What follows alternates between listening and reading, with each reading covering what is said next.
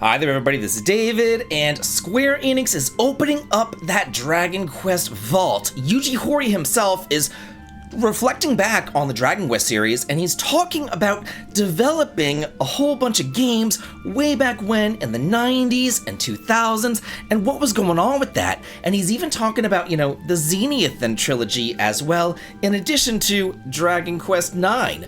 Maybe those will be the next remakes coming out, we don't know, but I do want to dive into this history because it's just fascinating. And that's totally worth a sub as you come and you join a party and you level on up with me. Thank you so much for your sub, your like, and your brand new hype. It helps me out a ton. So this comes from an interview in Famitsu magazine where Yuji Horii is just kind of looking back on the history of the Dragon Quest series, and he's just kind of commenting on some pretty interesting stuff.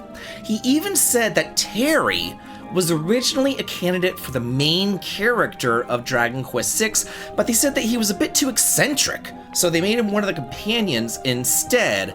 Then he goes on to say that that was the first time that ever happened in a Dragon Quest game, but it did happen again later on. In Dragon Quest VIII, apparently Marcello and Angelo were kind of reversed. He says Marcello's illustration was originally for Angelo, but we felt that it was a bit too strong for Angelo's character, so we used Angelo's illustration for Marcello, but we had him redrawn as a more handsome character. Following that, we created a story where the two were brothers.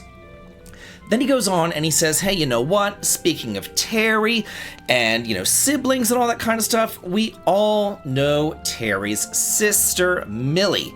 And he's saying, I kind of struggled talking about Millie's story and writing about it and everything. He says, Millie's past is quite painful, but if I delved too deeply into it, it wouldn't be a game that children could play.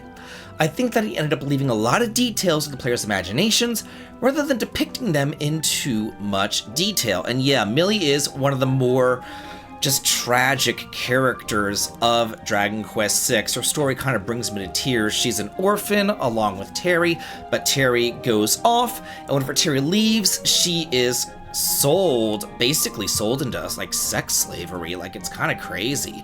And then whenever she was so beautiful, she was thrown into a dungeon to starve to death.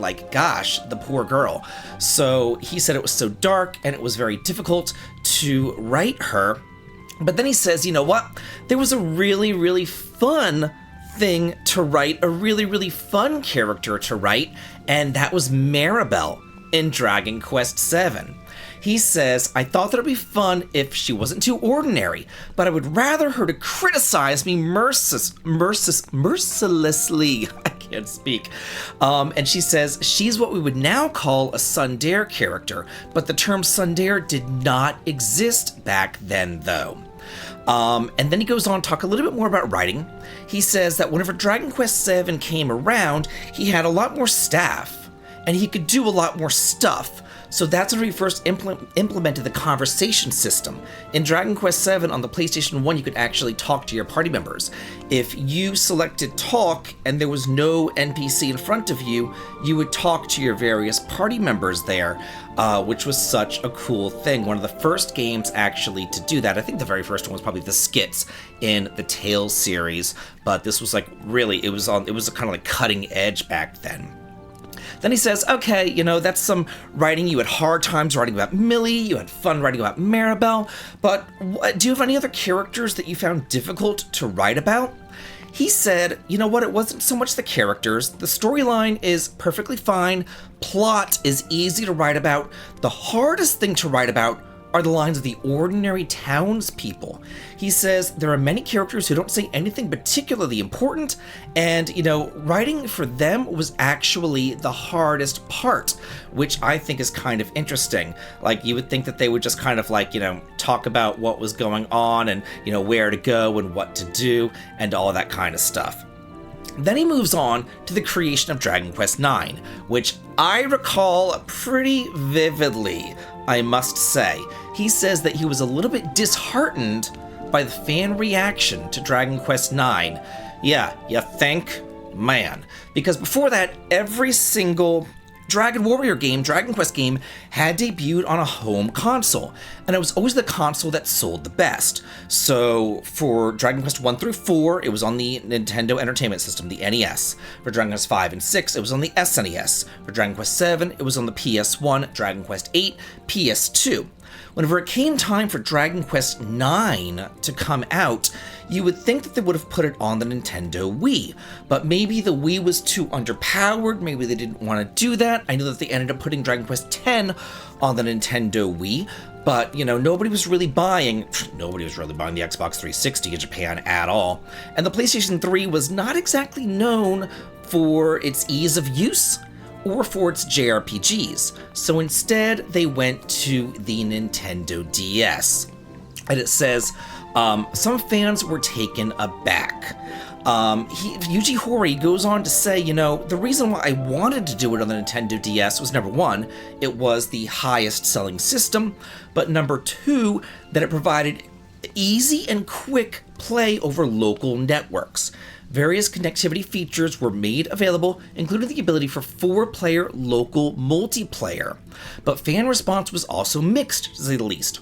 Horii said the team was actually a little bit disheartened to the response. One thing that he does not bring up here, though, is that whenever Dragon Quest IX first came out, it was actually made as an action RPG. It was not turn-based. He did not bring this up in the interview. That's what people were actually upset about. It wasn't so much that it was on the DS. It wasn't so much that, you know, it had to do with wireless or anything else like that. It was that it was an action RPG. That's what people were upset about, and Yuji Horii said he was disheartened by the response to that. And I actually went back and I found a trailer from 19 years ago, from 2007, showing what Dragon Quest IX looked like, and I'm showing that right now, what it looked like with an action combat system. And there's not that many comments on the video, actually, because it's such an older video, and I guess a lot of people didn't really comment on YouTube videos back then. So yeah, there's one comment from 19 years ago that says, "This video actually makes it look worse." Then there's one from 17 years ago that says, "This doesn't look fun to me at all, but that's just me. Please don't get mad." From 18 years ago, "Ugh, is combat going to be in real time? I'm also concerned that this is going to be on a little tiny DS screen and not a console. What were they thinking?" Well, this is another little tidbit to the story that Yuji Horii didn't bring up. The CEO of Level 5 was actually the person who convinced Yuji Horii to put Dragon Quest IX on the Nintendo DS. He says, "Nintendo's Portable was experiencing great momentum, and we were developing Professor Layton at the time over on the DS. At first, Yuji Horii hesitated and questioned having a numbered Dragon Quest game on a handheld, but he kept on pushing him to do it. Eventually, Horii became a big fan of the tag mode in Dragon Quest IX, which would end up partially inspiring Street Pass support on the Nintendo 3DS. He liked how it connected the game world and real world together."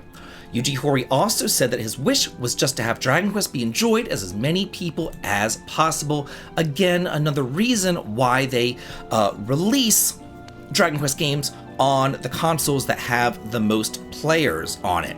So yeah, I think because he's talking about the local multiplayer, I think that the real reason why it was on the DS was because he wanted people to play together in an action RPG. He wanted, you know, one person controlling the soldier, another person on another DS controlling the wizard, another person controlling the priest, another person controlling the thief. You know, and then all of them fighting those battles together. But eventually, we just kind of got Street Pass and we got everything else. And we also got one save file in Dragon Quest IX, which made me go out and buy the game a billion times so that I could play it and not lose my saves. I was very upset about that. So I also was upset about Dragon Quest IX going to the Nintendo DS. You know, mostly because, again, like, I thought, like, why the DS?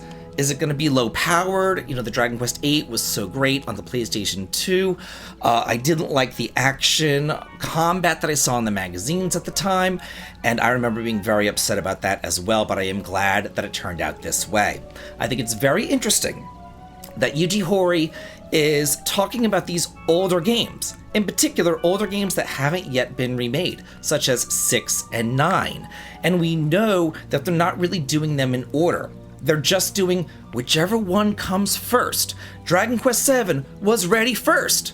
That's why it's out before the Zenithal trilogy. So maybe Dragon Quest IX will be ready next. Maybe we'll be getting that one, because it looks like we don't really have a release for Dragon Quest next year. I don't think that Dragon Quest 12 is going to be ready next year, especially, considering they just had to change gears and go from action dark adult to Beyond Dreams, yay! Actually, I'm really happy about the Beyond Dreams thing. So it just makes you wonder, are they going to move into Dragon Quest 4? Are they going to do the Zenithal trilogy next? Are they going to do 9? We don't really know what they're doing, but they gotta have something out next year. Square Enix's strategy has been one game from their big franchises per year, one Final Fantasy a year, one Dragon Quest a year. That's what they've been doing, and I want to know from you, what do you think is going on with this? And what do you think is so interesting about this? I think this is fascinating. I love hearing about the history of these games, of these companies, my favorite games. I think it is great. I love it. Thank you all so much for watching, and as always, have a good day.